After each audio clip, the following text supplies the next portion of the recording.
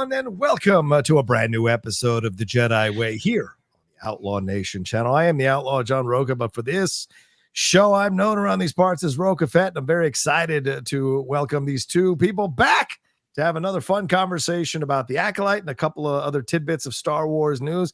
Let's start out first with my co-host who's been there from the beginning. That is the great Laura Kelly, co-host of Force Toast Pod and co-host here and lover of all things High Republic. Laura, how are you? I'm good. I'm a lover of most things High Republic. I don't know if I'd say all. I mean, we all have our things, you know.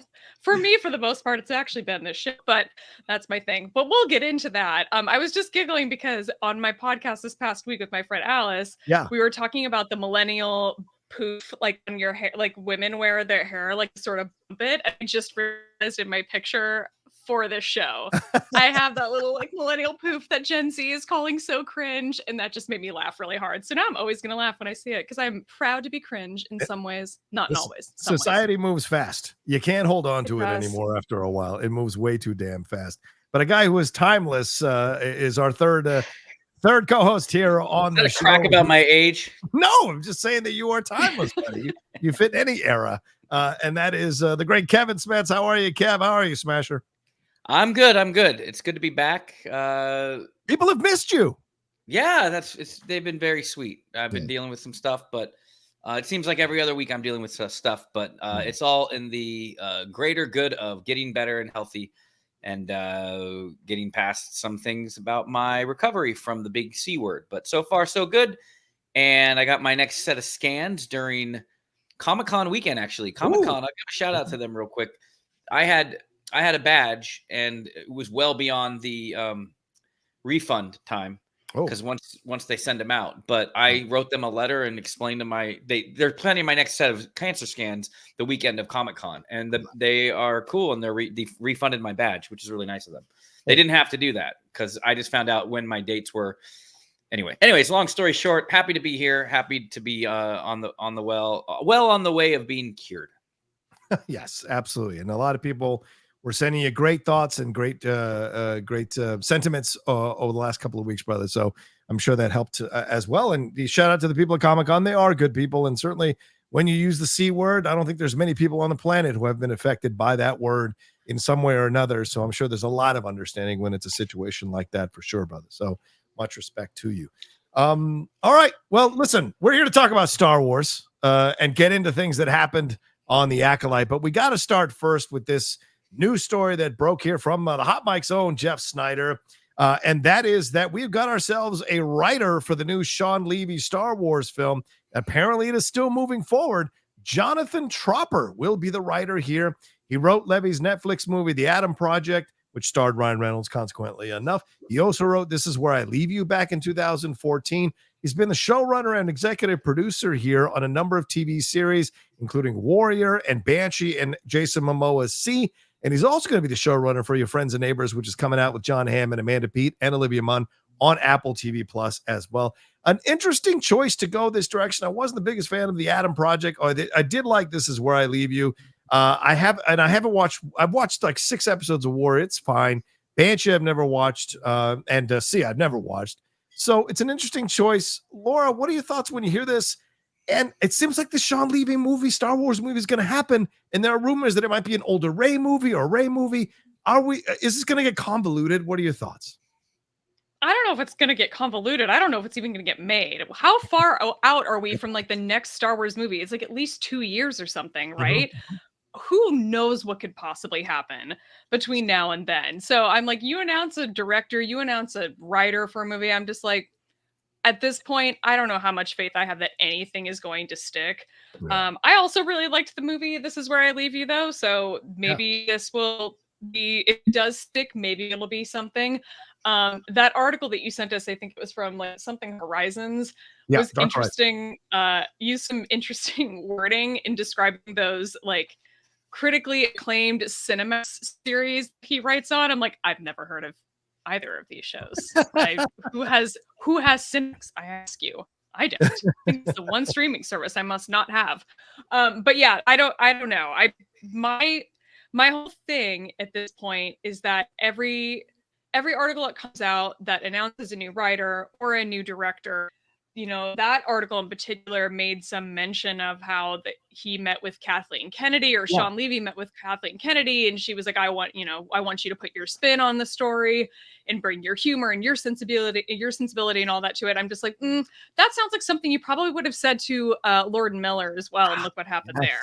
So that's kind of the thing that like stuck with me when I read that article. I don't know. I'm not sure, but I would be curious to hear what you think on this, Kevin. I mean, are any of these movies going to get made outside of the Rey movie? Sounds like it's moving along. Mandalorian's moving along. The rest of it, I feel like it's up in the air. But am I just being negative? I don't know. All this movie news from Star Wars, I take with a grain of salt. It's like, oh, we're gonna be doing this movie. Like, remember that one list I think we went over or we talked about it? Like, if you realize how many movies have been announced but none made, like they need to stop talking and like just put their heads to the ground and make their movie. At this point, they need enough yapping and like just drop a trailer at Celebration of a movie that's been shooting for a while. I know they can't hide it. I know that's a pipe dream, but it's just like at this point, like, the brand as a whole has taken a lot of L's, and when it comes to like movies being made and canceled and stuff like that, it's like you wish it could be like a sports team where they just kind of say, all right, let's get our ducks in a row. Let's just this summer like focus in and go to training camp and then just kick everybody's ass next year. Let's make a movie. I know it makes no sense that I'm somehow relating to sports to this, but I'm just kind of tired about these announcements. Like is it a Rey movie or is it another movie? Like how many movies? Is it Ryan Johnson's trilogy? Is it this? Is it that? Benioff and Weiss, like all these things. I can't even keep up with it, so I don't really care. And Shawn Levy, like that's the Deadpool, right? Like the Deadpool, Deadpool Wolverine, yeah. And it just reminds me of like when everybody was super excited about Colin Trevorrow doing the third Star Wars movie, and then he did one clunker, right? He did. I mean, I know Deadpool's already. A lot of reports are saying it's really good in the previews, so I don't think it's going to happen. But it's just like more or less Star Wars trying to capitalize on, hey, everybody, when you see Deadpool and Wolverine, this in the next coming weeks, like that's what's going to come to Star Wars now. And it's just, I don't care. Like, yeah, give me a log line, give me a movie poster. I'll take anything at this point, but I don't really care. Give me a first day on set. Until then, take a picture of the freaking clapper, says day one, and have a shot of a freaking old Rey with gray hair in the background, or a Jedi temple, or a Wookiee. I don't care. Just start shooting movies and stop talking about it. I'd like to nominate Eve Best. Yeah, not a bad idea as well. Yeah, I mean, we'll see. I mean, the thing is, I think you bring up the thing that I got stuck on as well, Laura, is that like they kicked out Lord and Miller over the Solo film because they felt they were making too many jokes. That's what the rumors or the thing that you heard behind the scenes is that they made it too funny. They were making too many jokes at Star Wars' expense. They were too irreverent. Well, here comes Shawn. I mean, if you've seen Free Guy, it's very clear he's got an irreverent approach to his direction. Tropper has an irreverent approach and funny approach to the things he writes. So it's an interesting combo. But I mean, Warrior and Banshee, Warrior's a pretty fun show. It's not that well written, but it's a fun show. Banshee's apparently balls out insane. So maybe there's a mixture here that they're trying to find at the secret formula. But Kathleen Kennedy kicked out Lord Miller, and they have an incredible track record. So I'm going to be curious to see how far along the line they'll be before they realize what kind of movie Shawn Levy is going to make and if they're okay with it. So, all right. Well, let's move on to the Acolyte now. Let's get into it here. Episode 7. Choice. This is an interesting episode. Laura, I'm going to go to you first. We went back to Brendok 16 years later. It's like a lot of people expected. Kogonada, the director who directed the first one, coming back to direct this one. Directed episode 3, the first quote unquote flashback episode. Directed this one. We get everything that happened on Brendok from the Jedi's point of view. They essentially break and entering 3 times into the Coven of Witches. Soul's obsessed with Osha. Indara's trying to stop him using Jedi logic. It doesn't work. They cause this massive battle here because Torbin wants to go home to his studio apartment on Coruscant, and bang, all this thing blows up. And by the end, we have Indara concocting a cover-up lie that Soul tells Osha when she wakes up, and the episode ends. So your overall thoughts, Laura, on episode 7 here, Choice from the Acolyte? You know, surprisingly, I think I'm in a better place with this episode than I am with most of the others. Episode 5 remains my favorite. Episode 3 is probably my second favorite. And since we're kind of along the same line as episode 3, I didn't dislike this one or its pacing or the story or as much as I have some of the other episodes of the show that just really haven't worked for me, honestly. Okay. So I'm really happy to just be kind of happy about what we saw last night when this episode aired. So I I would have to guess maybe that part of my enthusiasm stems from the fact that we got a great hyperspace disaster reference within like the first 2 minutes of this episode. That got me really excited and really happy and really hyped. So it was kind of only downhill from there, but I was overall pretty happy throughout. Okay. I really like the character Mother Aniseya. I thought she was number one, really beautiful and really like interesting. It's just so much to explore there and not enough time to do it, unfortunately. But the little bit that we get, I have really, really enjoyed of Jodie Turner-Smith's character. So I was very happy to see her back. For the most part, I guess I maybe could have predicted some of the things that have happened with the Jedi. I sort of predicted that like whatever happened wasn't on purpose, that there was like an accident that happened and they were responsible for it, but at the same time still like there wasn't malintention in it. I guess you could argue in some ways that there kind of is. But I still walked away from it probably with, I guess, some of the insight that I get from the High Republic novels. There's a character that sort of has not at all similar journey to Soul in this show, but in that moment where Soul acts impulsively to absolutely detrimental results. Yeah. There's a character that I love in the High Republic that named Elzar Mann who has a sort of similar, not a similar situation, but it's a sort of similar feel. And in that moment, I just kind of flashed to him, just felt really bad. I mean, this person walked in with good, thinking they were doing the right thing and walked away with absolute devastation on their hands. So I just kind of felt for him a little bit in that moment. But overall, like I said, pretty pleased with this episode overall. It's in my top 3 of the 7 that we have so far. But I have a feeling at least you, John, are maybe on the other side of the spectrum for me. I'm very interested to see where Kevin lands on this. Kevin, where do you land on this, Kev? Well, it's interesting that episode 3 was one of your favorites, and this would be one of your favorites because it's basically the same episode. This episode existing means that you didn't need episode 3. I am now firmly in the camp that had this story been told, and I'm not really one to love flashbacks anyway, but if this was told more in a Nolan style where they were picking and choosing their moments and having these little flashes throughout this episodes, spoon-fed a little bit more, because I don't know why we revisit it. What's the big reveal at this point? Like, I know we do realize that the sister wasn't being evil. So everybody that was freaking out a couple weeks ago, like, oh, she can be evil. And then all of a sudden, like, turn and want to save her sister. But like, no, it was an accident. I do like how flammable stone is. Stone is flammable.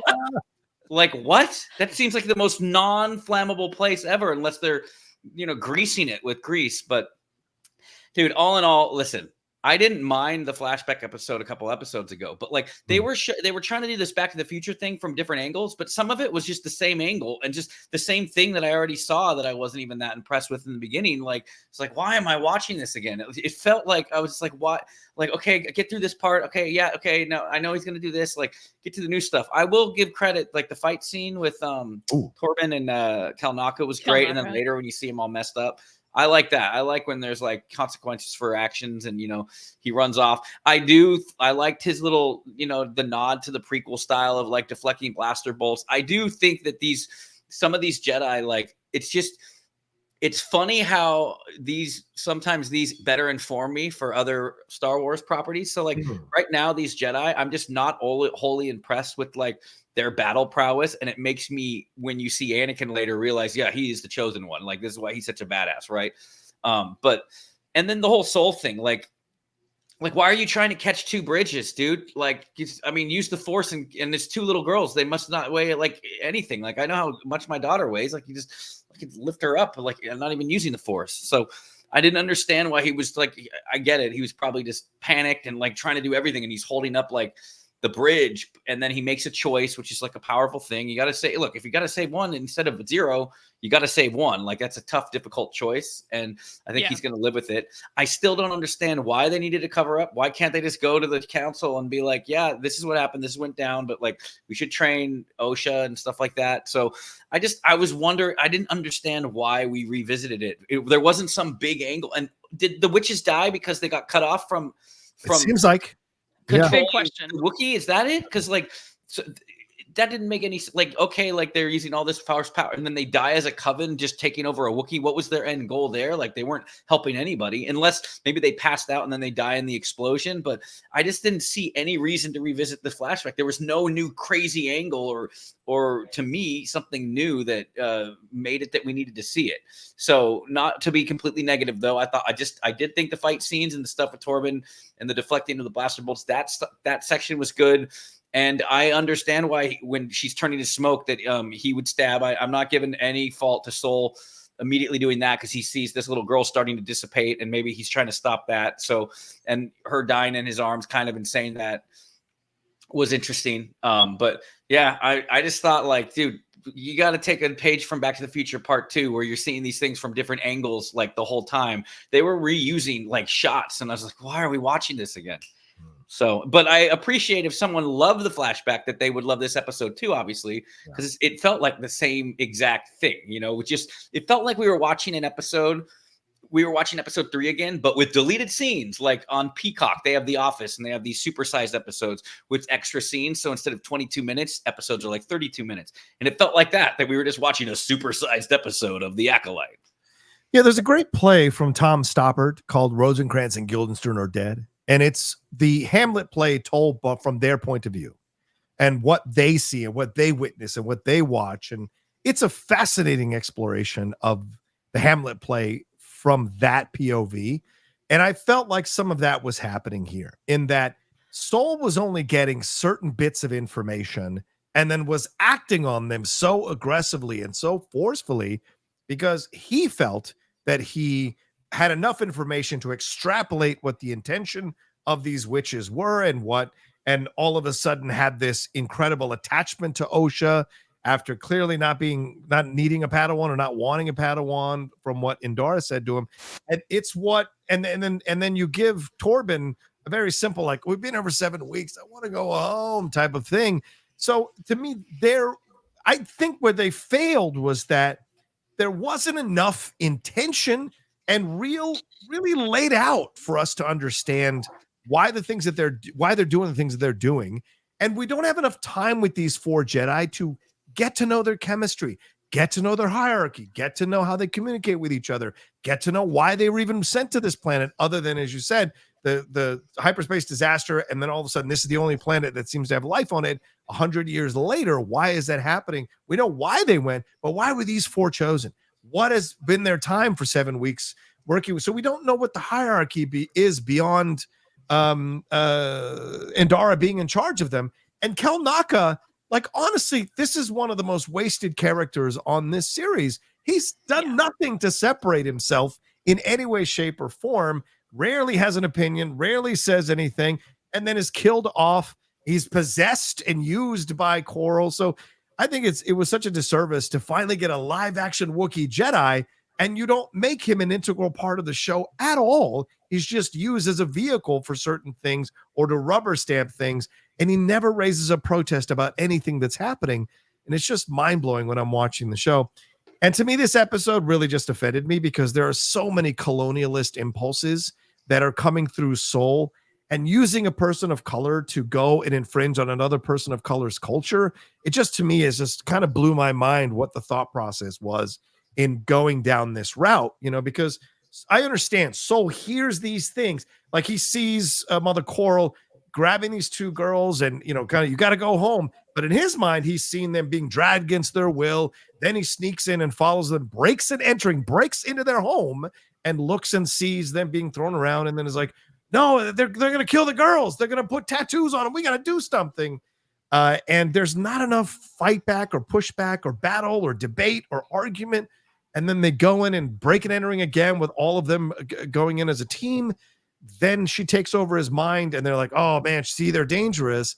And then they break and entering again to go and get the girls. And it just becomes very reminiscent of like US soldiers going into a Native American town, taking the children away from them because they don't understand their culture and their traditions. And then they're going to teach those young children their way of doing things, like putting Native American children in those Catholic schools, giving them the Bible. So there was a lot of that imagery that came through for me. But I take Laura's point that they laid it out so that Sol was misunderstanding what was happening. So there's an undercurrent of tragedy through all of this. All of this could have been avoided if they had listened to Indara, knocked on the door, had a conversation, heard about their culture, studied their things, and then, kind of decided what was going on with the girls. But so many impulses got smashed into this thing that we got in the end. So many people died, and then Indara wanting a cover up. So just unsettling. Kevin, I go back to you. What are your thoughts on the Sol storyline? What did you think about how this all went down with him? Did you accept what they were presenting you was that he was hearing only certain things and got really aggressive? Like, we never get explained why he has a connection with Osha, but he does, and wants her to be his Padawan, and goes through all this stuff, and then ends up choosing her over May at that moment, which you talked about. But overall, what did you think of each of these beats for his story throughout this episode? Yeah, I mean, he seemed overzealous and wanting a Padawan. I think even Indara makes a joke like, "This is why you don't have a Padawan and I do," earlier. And right. They were setting that up for a reason, like that he's always wanted a Padawan, And it's like, meanwhile, we got the chosen one. Anakin didn't want Ahsoka. He was like, "I don't want it. That's going to slow me down." And this guy's like, "No, I want a Padawan." Like, he just wants to be a father. You know what I mean? He's probably looking at other Jedi and their Padawans and jealous and stuff. I don't know, but no, I mean, it's interesting that he was given only so much knowledge, and I think that he had good intentions. It just sometimes it can just blow up in your face and be disastrous. So in the end, I think that him getting Osha, but then it ends up being a failure anyway. I'm curious, and I don't want to jump too far ahead. We'll wait till the end of the episode here, but end of our show. But how that's going to inform what did we learn tonight? Or this week that's going to inform how is next week the finale, right? Next week's finale. Yeah, how that's going to inform the finale. So what do you think, Laura? What do you think about Sol's whole progress? I don't know. And I mean, your question about what's going to happen in the finale, there are way too many things that are left unresolved at this point to give what I imagine will be a satisfying. But I don't see how it's possible. I just don't. There's way too many questions, and this episode only added to the list of questions. Good point, Laura. But when it comes to Sol, I mean, John brought up the colonization part of things. I mean, I think maybe that's part. I have a lot of angry notes and angry responses, like in my notes as I was watching this episode, of like him being like, "Oh, the Coven doesn't treat the girls like children. I fear for their safety." I'm like, so what, man? It's none of your business. She says that to him. It's not your business. Yeah. It's not your business. Like, and also, what does that mean? Like, they don't treat the girls like children? I'm like, yes, they are doing that. And you actually witnessed a sort of mother-like figure scolding them in the woods for disobeying. And you also have grown up at the Coruscant Temple, I assume. You've seen other like Padawans being trained and other initiates being trained. You know what training looks like. Like, it's really kind of mind-blowing as to like why he's confused in this moment, because it just doesn't, I don't know. I guess that's his point of view, I guess, and that's fine. But there are a lot of things like that in my notes about this episode. And I almost wonder if like that actually might be why I like this episode so much, is because it actually did make me feel things. A lot of things, like a lot of the other episodes of this show, I walk away feeling so indifferent. Yeah. I'm like, it's not good. It's not bad. It just is. It's just this like meh Star Wars that's being thrown at me, and it's whatever. But this episode just actually, a lot of the things did kind of rile me up. And maybe that's why I walked away actually feeling a little bit more satisfied than I have with many of the other episodes. What's the new information in this episode that like required it to be separated into two flashback episodes? I guess that's maybe you're a little more dialed in, Laura. Like, what was so different about this flashback episode than the one in episode 3 that like they were like, oh, let's do another one where we're going to learn all this new information? It felt like the new information we found out wasn't that big of a game changer, you Hmm. know? Like if I thought it was going to be Soul or Indara, like the room on fire and them seeing all the witches like burning and being like, let's just go and, you know, like sight unseen. Even people on Twitter were like, oh, Soul, no, you didn't. I'm like, what did he do? Mhm. Well, I think part of the question that was outstanding before this episode was, why did Torbin feel a need to walk away from this whole situation and kill himself 10 years later? And Right. how did all of those witches die? And I think they attempted to answer those questions in this. I think you're right. The big action sequence with Kelnacca and with Soul and with Torbin is amazing. Yes. I think it's Great. fantastic. Torbin is Dean Charles Chapman with that saber. Yeah. Damn, dude. Like it's a pity that we didn't see more of him with that, because that was truly amazing. It would have been nice to see more of those skills shown off. But I think answering that question of how did the coven die and were the Jedi responsible for it, the answer is still kind of yes and no. Depending on how you look at it, I guess. And then, yeah, I mean, the fact that Torbin was the one who was homesick and like a petulant child, scoffing at wanting to just go back, having to do all this work, like collecting moss and logging it or something for 7 weeks. Like, I don't know, man. That sounds really boring. Like, I kind of don't blame him. Even if I wasn't like a petulant teenager, early 20s, whatever he's supposed to be, I feel like I'd still be like, yeah, I don't know. This is kind of, I'm starting to grow a little bit tired of this. And I think Soul's in that same boat too. The fact that Yeah. he latches on to this mission of investigating this coven and somehow latches on to Osha, that's partially what's not explained to me, is like, why her? Yes. Like, why is it in this moment that you're suddenly like, wait, her, this is the connection that I want to pursue? If you wanted a Padawan, my dude, there's like a whole temple. There's probably multiple temples around the galaxy of Jedi initiates you could go pull and make your Padawan if you want. Like, there's a whole thing where they like kind of try out and all of the Jedi stand around and they're like, I want that one. I've seen that happen in multiple books now. Yeah. Surely that was happening back then. I don't know. It just seems kind of an interesting way to approach it for Soul. But I think that question of like what happened with Torbin to cause him to do what he did was a big question I had, and I'm glad that they attempted to answer it. Whether they were successful in that and whether the answer is satisfying for people, I think is in the eye of the beholder. Yeah. But it is, and it's one of those things that I see so many people arguing about on Twitter in the aftermath of this episode of, does that actually make sense that he would kill himself and take that poison after witnessing all of this go down? And it's like, if you rewatch the episode, like the impetus of it is sort of on him. I mean, he's the one that charges back to the Coven on that speeder bike because he just wants to get off of this planet and get back to Coruscant. And he sees getting these girls and testing them as the ticket to do this. So yeah, I think that's maybe part of it. I'm sure that doesn't answer all of it. I'm sure there are other points that I'm missing, but those were some of the big ones for me. I had really hoped that they would tie in Chimere to this story, into the Coven in some way, and answer that question of what is his overall connection to the story and how did he become involved in the first place. They didn't address that at all. He obviously didn't appear in this at all. So yeah, there's a lot of lingering questions that I have.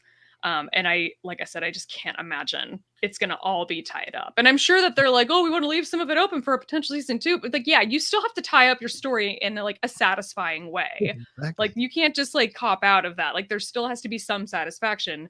And there's just so many unanswered questions. I don't see. I mean, I want to be optimistic and think that they might knock it out of the park. Like I said, there are 3 of the 7 episodes I have actually liked. Maybe episode 8 will be the last one, but yeah, I don't know. I'm like, I don't know if that's even a satisfying answer for you or not, Kevin. Probably not. No, it is. Yeah, I am satisfied with your answer. I mean, I would sit down Leslie Headland and say, and Dave Filoni, don't, you're not getting out of this one. I would sit them down and go, now watch the first season of AMC's The Killing. And when that season wraps up, tell me how happy the fans were when only half of them came back because you didn't wrap up the storyline. This is the mistake you make in a situation like this. Yes, you can leave crumbs for a second season, but you must satisfy what you've laid out in the first season. And I'm with you, Laura. I don't know how they do this in an episode 8 when you walk out of this episode with way more questions than answers. And this is the episode where they said everything was going to be revealed. And at the end of the day, all you get is a bunch of tragic situations that led to the death of an entire coven. You could arguably say the indigenous people of this planet now, and because these people felt entitled to go and take their children from them because they had concocted something in their head that they felt they were in danger. So there's a lot of ugliness around this, and I think Leslie Headland and the showrunner, everybody involved in the production, like, should have been somebody coming out and laying the groundwork of what this show was going to say. Like, let us know. I know murder mystery and all of that, but let us know what the commentary was going to be, so that when we go into the show, we understand what the point of view of the showrunner is and the creators are, and we can look at this through the prism of that. And you talk about flashback episodes, Kevin. Someone commented on another thing and said, on another YouTube video, and said, you know, if you had moved around the order of this season, you might have saved the season. And I hadn't even thought of that. What if you do combine the flashback episodes into one episode, and that's how we start the season, and then we jump? Then that's a whole nother ball game, right? It's no longer a murder mystery for sure, but there's a sense of like, okay, how are they going to get away with this? What's going to happen here? Who's going to get revealed? What does Chimere know about all of this? Why is he getting involved? So there's more of an excitement in the mystery than what we got, you know, in the end. And Soul comes out of this looking really bad. Kelnacca is clearly messed up in the head because he's doing all those circles from being possessed by Coral. And as you said, Torbin clearly is, you know, his face is a rocky mess after it's over there from the beating he took from Kelnacca. That shot of Kelnacca when Torbin, like, he's against the wall and he does that desperate last block was really sick. I gotta say, like, the few highlights there, and I love the banger line too. I have it saved here from the mother where she says, "Someday those noble intentions you all have, someday those noble intentions you all have will destroy every Jedi in the galaxy." I mean, you know, hindsight's 2020, you know, as a writer, but still, I love a line like that because she's right, man. Yeah, I thought Aniseya had a lot of really strong lines, and so did Indara. I mean, the two essentially mothers of each of the situations certainly had some very strong lines. We're trying to stop the confrontation from happening, but unfortunately, for whatever reason, you could argue, you know, the too many headstrong people on each side, or they didn't have enough control over their people. Either way, it all leads to this unfortunate set of circumstances that ends with the death, the death of all the ladies there in the coven, and Soul killing Aniseya. I saw some people try to say, like, well, if she started turning black smoke around me, I might turn my lightsaber on. And it's like, well, no, you got to look at the perspective. They broke into their house. She is trying to defend her coven and defend her children. And yes, you see May turning into black smoke, but the answer of pulling the lightsaber and stabbing her in the heart, that was a devastating move. You know, what do you think about that, Kevin? Yeah, I mean, I would have done the same thing though. Like, I can't fault him for that. Like, this chick's turning into dust, like smoke, and then making the other girl, like, is she Thanosing this girl? Like, you know what I mean? Like, I can't really fault him for that. Like, you're rooting for the mother because we actually like the mother, and like, it's really a heartbreaker line when she's like, "No, I would have let her go." Yeah, like, that's got. I mean, the way I do think that this episode did a good job of like the heavy burden and the guilt that Soul has been racked with for all these years. It makes me really worry about what his fate is in the next episode, because someone that has that many skeletons in the closet, like, I think he's going to do the noble thing. And, you know, unfortunately, it's going to be, if there was a soundtrack coming out, it would be called Soul's Noble End instead of Qui-Gon's Noble End. Do we see a Kenobi situation happening? Do we see him sacrificing himself to save Osha? Like, or May? Like, I think May. He let May drop. You know, right. So I think it would be something where he saves May, and I think that maybe we do. It's a double turn, like in the wrestling speak, where Osha is the heel and May will be the face. Right, because Osha will have been told one story and then find out the truth. Although all of that for one episode is a lot. Laura, what did you think of this moment from Soul? Am I wrong in thinking that he went a little too far in his aggressive response, or do you think it was warranted? I don't think you're wrong. You feel the way you feel, and I'm not here to tell you that that's wrong. That's totally fine, and I think you're justified in however you want to interpret it. I'm a little bit more in Kevin's camp here. If you go back and rewatch that scene, it looks very demonic. I mean, she gets the sharp teeth, she's got the black eyes, and she's turning into like a smoke monster, and all of a sudden May is too. And I think that he reacted in that moment. I mean, that's I don't know. I don't know if I would have reacted any differently if I had that fear in me in that moment. So I don't think I can fault him for it, honestly. It was a really strong reaction from Mother Aniseya. Yeah, Mother Aniseya. I mean, but she was also justified in the way that she acted. We had Coral like coming out of nowhere with the staff full on ready to attack. And I know that Mother Aniseya was just trying to like diffuse the situation. I think she says no or stop or something in that moment, but the way that she looks is honestly scary. So I kind of get it. But yeah, it really is tragic. That's such a tragic moment. You brought up that line that one of you brought up the line that she says that their noble intentions are going to destroy every Jedi in the galaxy.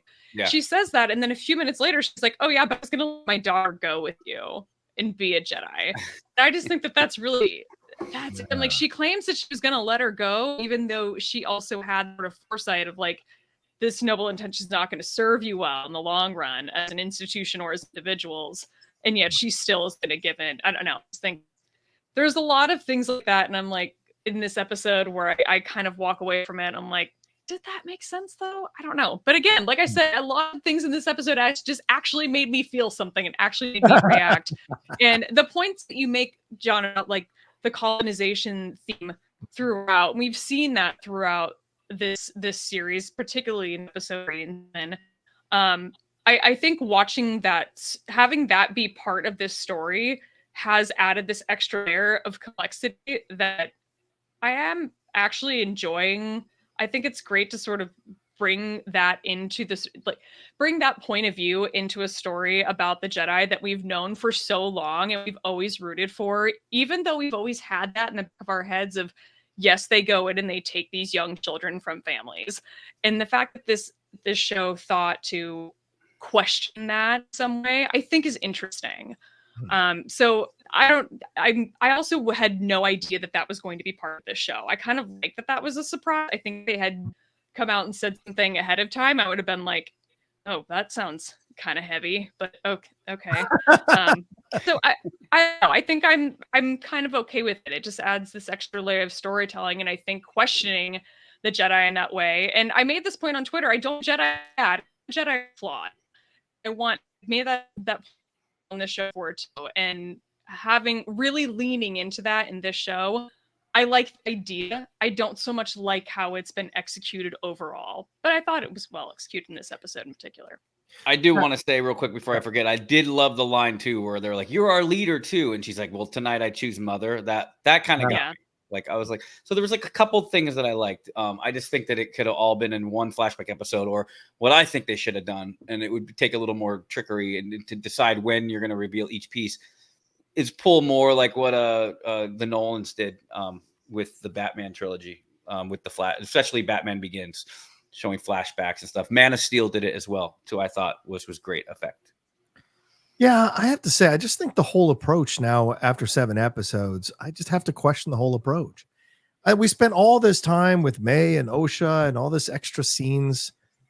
When I think if we had, I think if they had approached the show with like, let's get to know the 4 Jedi, let's get to know the women in the coven, and let's spend some time with them so we have an understanding of who everybody's role is, what their motivations are, who they are organically as characters. And so when this whole tragic thing pops off, we can, and Laura, you felt it, and I respect that, but we can feel it even deeper. Like we can feel the tragedy on even a deeper level. Like, oh no, Soul, why are you doing that? As opposed to like, why are you doing that? Like, why do you have this connection? What is this all about? If we know that Soul has been desperate for a Padawan, maybe he's never been able to find a connection with somebody, and something has really brought him to this moment, and he's getting visions or he's having dreams and he's having this kind of connection to her and sensing like she is supposed to be his Padawan. then we got the tragic nature of it all, right? Why does he want to go back to Coruscant? What is it beyond boredom? If you give him more an active thing, like my mother is sick, or there's something going on, like him being away and being a part of the Jedi. So then you have there's something more here that adds to the tragedy. Mother Coral being aggressive. Why is she aggressive? What happened there in the past? So that because with her upbringing or her experience with the Jedi, so that you understand why she's reacting the way she's reacting. As great as Jodie Turner-Smith is, and the actress who plays Coral, I still think we needed much more time with them to understand them a bit more, so that when all of this and the Jedi as well, so when all this pops off, there's a much bigger resonance of what's happening and a much deeper feeling of tragedy with how it all went down. And so I just think the way they approached it, there should have been more time with these characters, especially when you're having half-hour episodes. There is time to put stuff in here to give us more complexity and flesh out these characters a bit more, so we feel this on a deeper level as a Star Wars thing. I don't think you're wrong. I mean, are you thinking that like if they had done like half each episode is the flashback and half is like the present day, just to kind of like build it up, would that have been maybe not necessarily half, maybe episodes that percentage varies from episode to episode, I don't know, but spend a little bit more time with I would have not said no to spend more time with the Coven. I really enjoyed the episodes with them because I just think that they're interesting. The Coven is interesting, and their sort of approach to things, like the thread versus the like. I like that kind of stuff, and to have only gotten 2 episodes with where we just did not go that deep. I see your point. 100% is all I'm trying to say. Like the old Coven mother, she's introduced in episode 3. We only see her in episode 6. People describe it as episode 7 as the roller coaster moment when they're all doing this together. I mean, I which I get. I mean, I get the criticism and it makes sense. But like, we don't see the old mother in any way try to impart wisdom to stop what's happening here, to try to get in front of the Jedi. Has she dealt with Jedi? Like, why would you even introduce that character if you're not going to have that character be integral in what's happening with the Coven? So this goes beyond my usual thing where I like to flesh out side characters. Actually, if they're going to be integral to what you're doing, you have to flesh out these characters. Funny thing about saying flesh with the old lady's flesh. Funny you say that. Pun intended. Well, they're talking about the old lady, like the alien almost looking one, right? Yeah, exactly. Well, Kevin, what are your thoughts on the blood work? And Laura, I want you to hear your thought. I want to hear your thoughts as well. I mean, Torbin comes back. The council, they have ridiculously high M counts, but they're more than twins. They are the same person split into 2, also known as symbionts. And then they just brush past that. We don't know what that means. What did you think of that introduction? What do you think it means? What's your thoughts on this whole situation? There are 2 people split, or one person split into 2 people. So don't be afraid to use the term midichlorians, John. It's okay. I really hate that. Star Wars is. It's okay to say Star Wars midichlorians. really is. Well, I want to use my time to talk about how badass the speeder bike parts were. I gotta say that too. Like that was a highlight too. And you didn't really need them. It's cool that they have it because they could have easily done a wipe, and just gone right to the thing. But I like that they were like showing it in the forest. As a Return of the Jedi fan, it warmed my heart. As far as the blood count, that's where it started getting interesting for me. It's like, and you're right, they just blazed past it. It just makes no sense. Like, so it's just another thing that they're going to have to address, next week. In wrapping up everything, and I just don't know how they're going to do it. Do we have a runtime of next week's show? Oh, I haven't seen anything. I've heard 43 minutes, but the last 2 episodes were about the same. Okay. So it's interesting though when they said it's like the same person but split. Yeah. So it's like it's not really sisters, they're not clones. They're like created and then split, and it's like almost like, and you notice that because it's like they are like one personality but dual personalities. Like. They can get into some interesting territory there. Will they? Probably not. But what do you think, Laura, about that whole midichlorian count and all that stuff?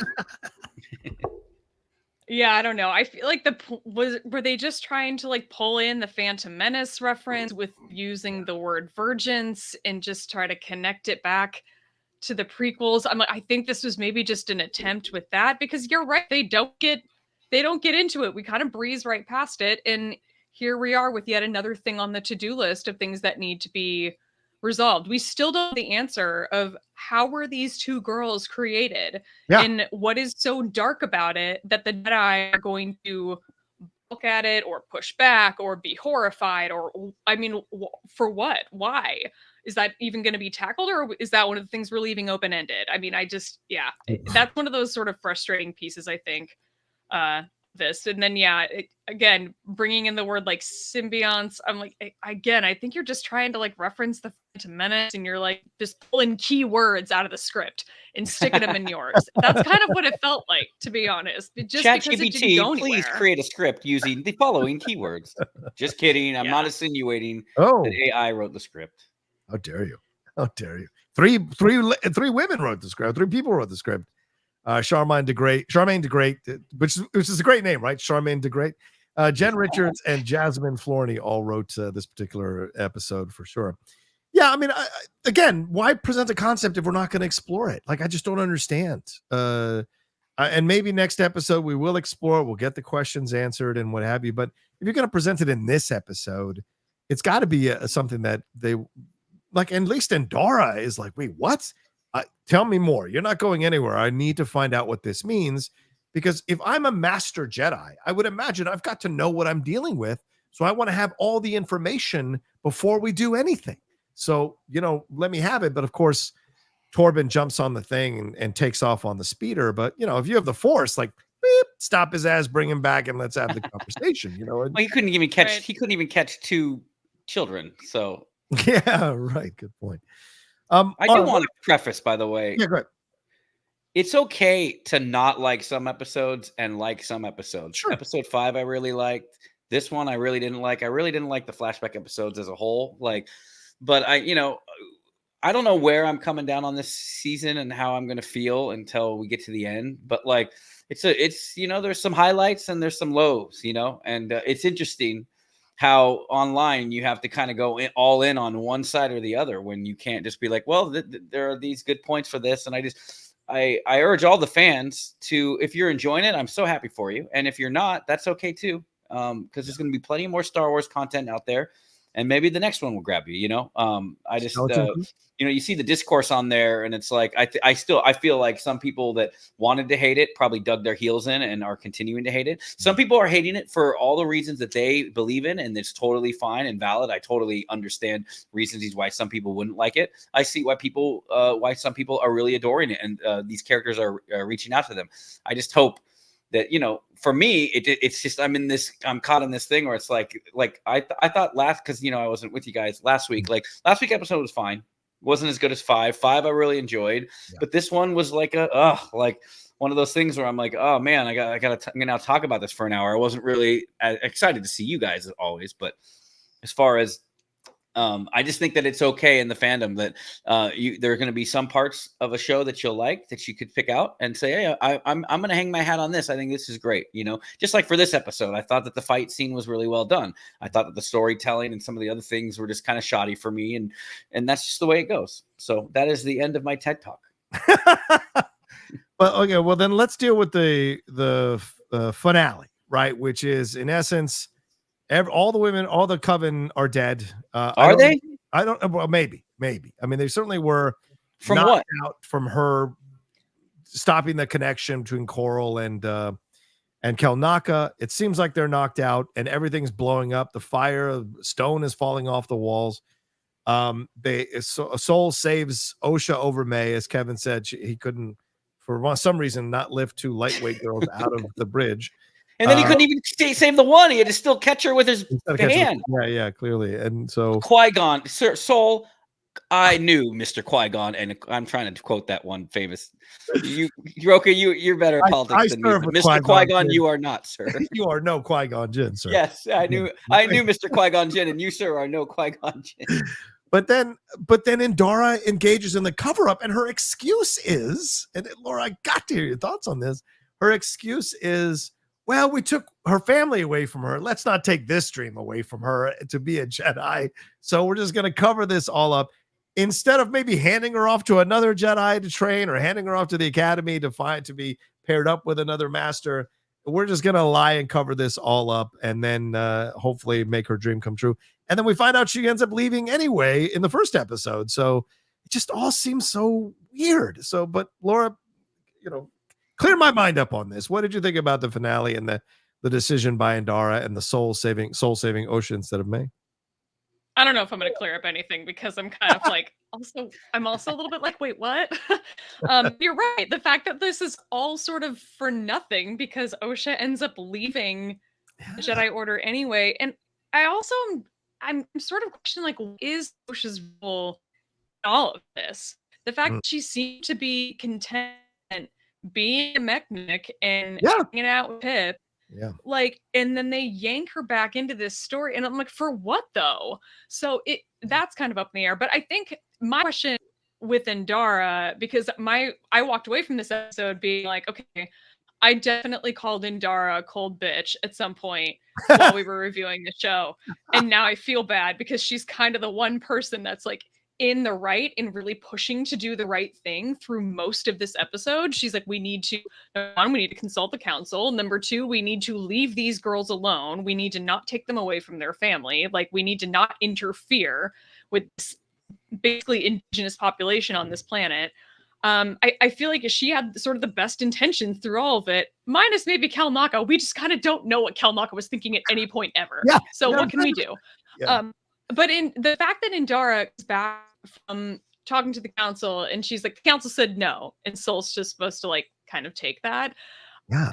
I talked about this on Twitter, and then people were like, but did she talk to the council or did she just say that she did? Yeah. And I have to think in my heart that she did. I want to believe in my heart that she did, just the same way that I want to believe that Mother Aniseya was actually going to let Osha go. I want to believe that these two characters intended to do the right thing. Why they intend to go through the whole cover-up is a big question. I get why Indara is like, you know what, don't turn yourself into the council. You wanted to pursue this girl. We have her now. Let's not kill her dream. Why don't you just plan to train her, and we'll talk to the council, but we'll just leave your part kind of out of it. I guess that's maybe the motivation there. And yeah, I don't know. I think you make a good point though, of like, why couldn't they have brought her back to the Jedi Temple and had somebody else train her? It could be a situation with Qui-Gon and Anakin where he went back knowing they're not going to like this. They're not going to want to accept him at all, let alone pass him off to a different master. I'm going to have to be the one that steps up here and insists. Maybe there's something there in that. But then I think your point of like, we're not establishing enough of the relationship between these Brendok Jedi to fully understand that. Yeah. Kevin, your thoughts on the finale and the decisions being made here by Indara and Soul as we go to the end of the episode? Your thoughts? Yeah, I think that, they're making poor decisions, but I really like Laura's quote about how the Jedi are flawed. They're not bad. I mean, I don't think there's some hit job about, I don't think there's some hit job trying to make the Jedi always look bad and, all some of the negative hate about that. I am not a fan of sometimes the way the Jedi have been portrayed, but then again, that's just my Jedi loving soul. And we want the people that we look up to or the people that we love to do well and make the right decisions. And that's just not the case, which I think gives it an air of realism and gravitas to the story. So why are you laughing? Gravitas. I use gravitas. Yeah. SAT word, man. I'm proud of it. Be proud of me, man. This thing I'm known for. So I don't know where it goes. Like, I do like that interesting if she would have said it or not. Again, and maybe it just kind of flying over. The reason they want to cover it up is because they're worried what would happen to Osha if they covered up. And so it would be all for naught. Like they would just reject Osha from training. Is that why that's the big cover up? Kind of, because she says we don't want to take the dream away. So they imagine that maybe they won't take her in if they don't have the cover up and they don't. That's a crazy reason to cover up something that big for the Jedi. So we'll see if it all starts to make sense in the end. But yeah, I have to say, and I listen, I want to say this as respectfully as I can. Like, I love Laura Kelly, and I've hosted the show with Laura Kelly, and I appreciate her points of views. But in my opinion, I think the Jedi are pretty way fucking past being just flawed. Like, just flawed is like you're an inconsiderate lover, or you're a shoplifter, or you cheat on your taxes. Like, I get that. Or you sometimes get angry at, or maybe you're an alcoholic. That's flawed. Engaging in colonialism that ends up with you killing the mother of these girls, wiping out the coven possibly, and then taking off and then lying about it to your boss, that is, or to the people who are above you there in the council. To me, that's way past flawed. To me, that's engaging in murder and wiping out a section of people that is possibly the last. Who did they murder though? If all those Covenant witches are dead, Yes, but they didn't die because of they died because they got their freaking wires crossed from taking over Kelnacca, right? Like, yeah, I mean, Indara, obviously didn't have any intention of killing the entire Covenant. That was like a side effect that she did not play, and you can see that it affects her in that moment. And also, when you're about like murdering people in the colonial, and like you can pin that on Soul, I think for sure. Maybe Soul's more than flawed situation. I don't think you can pin that on the whole institution or every individual that's in the Jedi. Oh, no. I'm not saying that. I'm saying these Jedi. I didn't say the Jedi. I don't mean the Jedi. So let me clarify that. And thanks for clarifying that with me, Laura. I mean, yeah, Soul. The Indara is guilty by association, and what I mean by that is like she's the master. She's in charge here. She should have found a way to stop them from doing this. Which is what she suggested at the beginning of the episode, we need to go and knock on the door and talk to them and whatever. Like, she wasn't forceful enough to stop them and should have been forceful enough to stop them, and then gone on her own to have this conversation, gone on her own to resolve the situation. And she didn't do the legwork that you're supposed to do, which is studying this culture and their traditions. And what is this connective tissue? And why do they die? Like, there should have been much more recon done here. And so in a way, it's tragic mistakes for sure. But yes, I think you're right, Laura. She's not carrying that as hard as Soul. And to a lesser degree, Torbin, which is why I think he kills himself. They carry the guilt of what they did because their actions are what sparked all of this. And to me, I think Soul is absolutely way past flawed. Maybe the other three I can see being flawed for sure, but Soul is the one that really carries the burden of being way past flawed in his actions. So yeah, I that's a great clarification, Lauren. I appreciate you bringing that up. So for sure. All right. So is there anything else that we missed in this particular episode that you guys want to make sure we hit on or discuss or highlight before we wrap up our review here? I will say that there is the audio description in the episode says or clarifies that the witches that were questioning if they were dead or knocked out, the audio description says that they're dead. Oh. Maybe that doesn't mean anything. Maybe it does. I don't know. That might be some verification that yes, they are all dead. Again, Coral is not in that scene. We don't see what happens to her. So again, yet another loose thread that I feel like they might just be like, just leave it open and we'll let the viewer decide whether but like, I don't know. I wonder if she was like continuing haunting Kelnacca in some ways. Yeah. Maybe, I don't know. We've got all these drawings all over the walls in his hut. I have no idea. That is one of the things that I sort of question throughout. Like, yeah, all those witches are dead. What happened to Mother in all of this? I saw. Yeah, my only thing is the ending too. I don't understand. I get it. It's this era of like storytelling. Sometimes Breaking Bad does it, or these shows that are considered good and really groundbreaking TV. Like, let's just cut in the middle. But I'm sorry, like the last line. What's he say to her? Like, oh, I don't remember. He says this. When Osha wakes up, he says something. Oh, I feel like he said that already in the other episode, in episode 3, when she first woke up. Yeah, he did. It's like you're ending on that, and you're just cutting to the credits, and I just thought it was so lackluster as an ending. Like, I just feel like you could build up to endings a lot better, and just go a little farther in your edit. Might make people leave a little more satisfied. And when you just, I have had this complaint about every other episode at this point. I'm just used to it, I think. But yeah, I'm like, that's so funny that now it's like, yeah, I don't know. It would be like ending this episode, like, right, okay, that was good, and we don't get your Qui-Gon quote, we don't get our plug. I don't know, and it's not, it's apples and oranges, but it was frustrating. It was like, come on, like, put a little effort. It feels like pencils down. Oh, we got to turn in a cut. Let's turn in the cut. I know I'm sounding old man here. No, you're an editor. As my wife would say, but you're an editor, so for you, that's where your eye is. Drives me nuts. Yeah, I think your analysis of this carries much more weight because you actually do this for a living. So your commentary is much more than I just don't like it. It's actually you're actually giving points of views of why it has an issue as an editor. So look, some people think about the Force Awakens ending and they don't like it how she extends the saber. It would be as if like right when she extends the saber, you just cut to Luke and then you just iris out. Like, no, they have the music swell and they cut to the wide shots and stuff and let that moment build. And like, I know that they're just in a med room in the ship. So how much can you do? But maybe he says the line to her and then they look and then there's a concerned look by Indara, and then you go to the exterior of the ship as it's going into this, like the last shot of Empire Strikes Back with the fleet and the sun and the stars and Luke and Leia looking at it. Just put some effort into it, damn it. There you go. Strong statements for sure. Come on. Fair. All right. Kidding. I'm not that upset about it, but come on, man. All right. Well, there you go. That's our review, spoiler review here of episode 7 of the Acolyte's Choice here. Let us know what you thought about everything we've been saying here on this review down in the comment section below.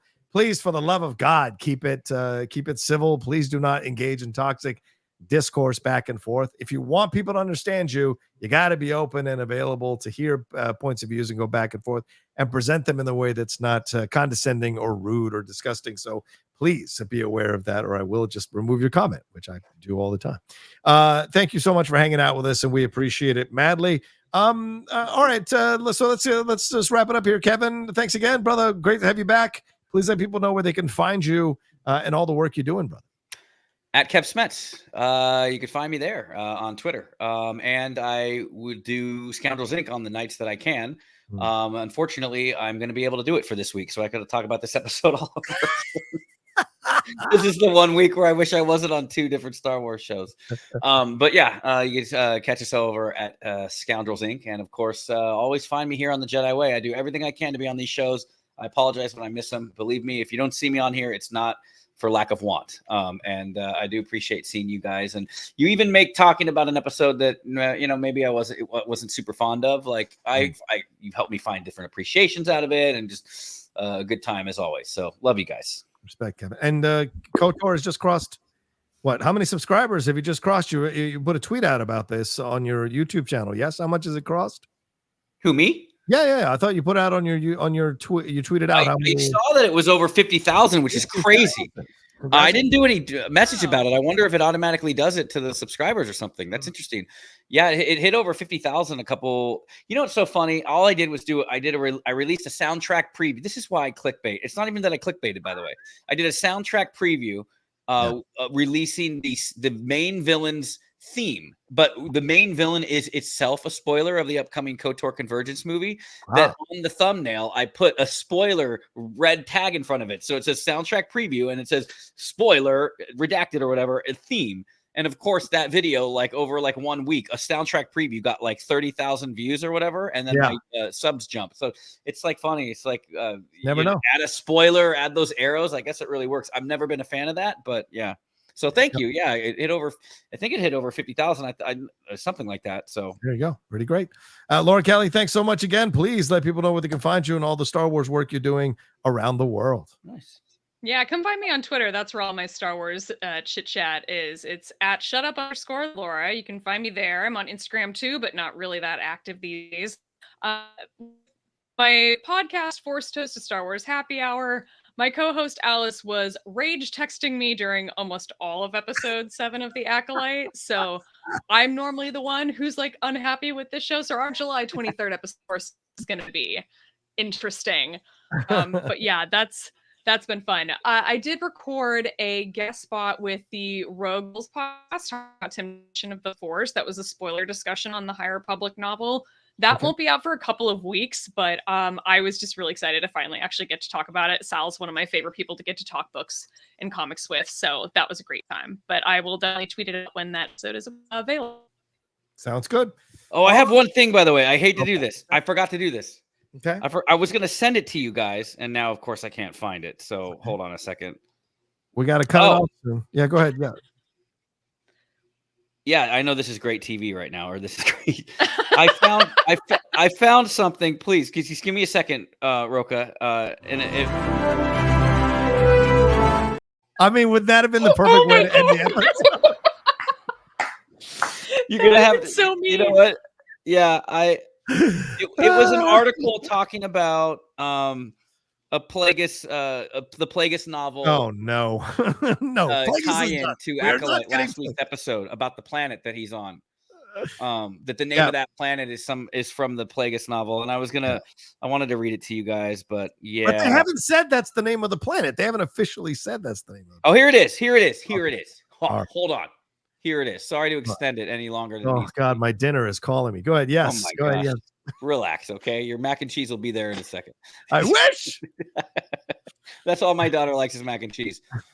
Creators Leslie Headland confirmed that the unknown planet is not Octu. Later in the episode, there are hints that the location could be Baldemnik, a planet in Legends. Baldemnik was introduced in Tartovsky's whatever, that guy, the Clone Wars animated series, but most notable for its inclusion in the Lucinov novel Darth Plagueis, which Laura loves. That's in the article. It says Laura loves. It says, in Lucinov's book, Baldemnik is where Darth Plagueis kills his master, Darth Tenebris. The two Sith were originally led to the planet due to its large concentration of cortosis. Yeah. Cortosis. It's right there. Right there. Anyways. It was so tragic that you weren't able to be with us on the last episode. Because, all I could think of you was the entire time. I'm like, this is a Legends thing. And I feel like it's got ties. Like, he's going to be so excited. Yeah, that's true. That's true. That's how I felt today when they did the hyperspace thing. See, it's all love here. It's a mutual love. It is. It is. Are we good can I close the show now, Kevin? Are we good? Sorry, I couldn't let it pass. All right. As I said, please remember to subscribe. As I said 20 minutes ago, please remember to subscribe to the channel down below. Hit a like in the video. Leave your comments. Follow me at The Rocha Says. And of course, we do have the Geek Buddies review up as well if you guys want to watch that to juxtapose. I am much more angry and passionate on that one. Much more relaxed than this one. Oh, wow. So go and watch that if you feel like watching that one. But thank you all so much for hanging out with us. We love you madly. And Laura, what do we have to tell them before we get on out of here? All of those Phantom Menace references and ACOLYTE. Let's leave you with one more. Always remember, your focus determines your reality.